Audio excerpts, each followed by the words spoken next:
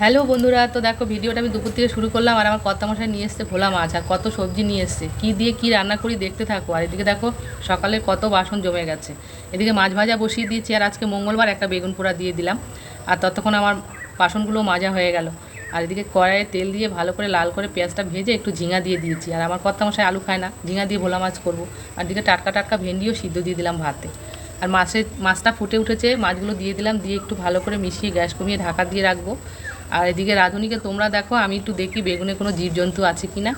তো যাই হোক, বেগুন পোড়া মাখার জন্য দেখো ধনেপাতা, টমেটো, কাঁচা লঙ্কা সব কুচি রেডি করে নিয়েছি। একটু সর্ষের তেল আর লবণ দিয়ে ভালো করে মেখে রেডি করে নিলাম। আর আমার এদিকে রান্নাটাও পুরো কমপ্লিট হয়ে গেল।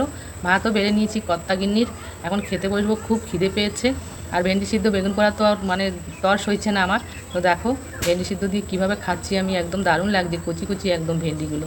আর এখন বেগুন পোড়াটা তো পুরো অসাধারণ লাগছে, ও দারুণ দারুণ কী বলবো। তো যাই হোক, আমি খেতে থাকি। ভিডিওটা ভালো লাগলে অবশ্যই লাইক, কমেন্ট, শেয়ার করো, কেমন হয়েছে বলো। ততক্ষণ টাটা সবাইকে।